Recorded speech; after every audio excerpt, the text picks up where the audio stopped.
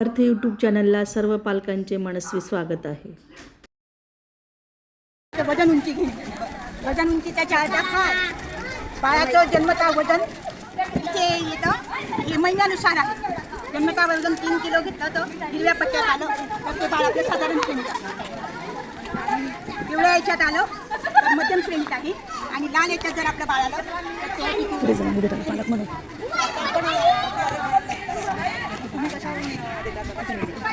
श्रेणी उंची मुलांची उंचीवरून आपण सामना काढतो. वय आणि वजनानुसार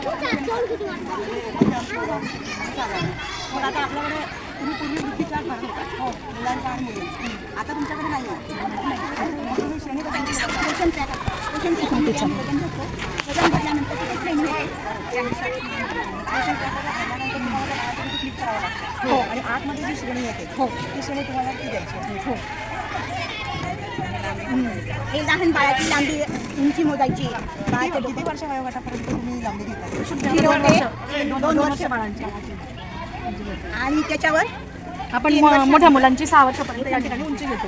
म्हणजे आरंभमध्ये जे बालक आहेत आपले 0 ते 2 वर्षाचे त्यांची आपण लांबी मोजतो आणि मोठ्या मुलांची उंची मोजतो. तर त्याच्यानुसार आपण सॅम मॅम कुपोषणाच्या श्रेणी काढतो. मग आपलं बाळ नेहमी या ठिकाणी तुम्ही पाहू शकता की जसं आपलं शेतावर हिरवंगार शेत असतं मग तसं आपलं बाळ हिरव्या श्रेणीत पांढऱ्या श्रेणीत आलं पाहिजे. जास्तीचं पण वरती आलं पांढऱ्या श्रेणीत तर ते अतिलठ्ठ पण ते कुपोषणच असतं.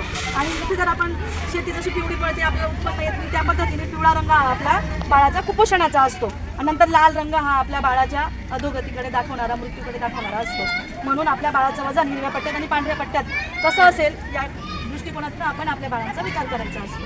तुमचं दोघांचं बाळ सुदृढमध्ये आहे म्हणून तुमचं अभिनंदन. आणि जर आपलं बाळ कुपोषित झालंच तर त्याला आपण बाळ कोपरा म्हणून घरात खाऊचा कोपरा ठेवायचा. आपण पाहून आलो तिथे स्टॉलवर त्या पद्धतीने बाळाला हात पुरेल असं याच उंचीवर त्याला उघडता येईल असं बदली ठेवायची की तो खाऊ शकतो. आपलं कामात लक्ष असलं नसलं तर आपण खाऊ शकतो या पद्धतीने. मग ते बाळ कसं दिसतं आपलं सुदृढ बाळ असं असतं. जसं जसं ते कुपोषित होत जातं अशी परिस्थिती त्या बाळाची दिसत असते आपल्याला. मग हे बाळ कोणाला कसं आवडेल आपल्याला हसणारच बाळ आवडेल का रडणारं बाळ आवडेल याच्यानुसार आपल्याला कळत असतं. आणि आपल्या जर कुपोषण झालंच तर आपण आपल्या अंगणवाडीमध्ये एक बाल केंद्र म्हणून चालवतो आपण कुपोषणासाठी 20 ग्राम बाल विकास केंद्र. त्याच्यात आपण जर 6 किलो वजन असेल 6 ते 8 किलो तर त्यांच्यासाठी दिवसभरातून आपण 2 पाकिट देत असतो. त्याला EDNF म्हणतो आपण. आणि जर मोठं बाळ असेल तर दिवसातून 3 पाकिट देत असतो. वजनावरती असतं ते.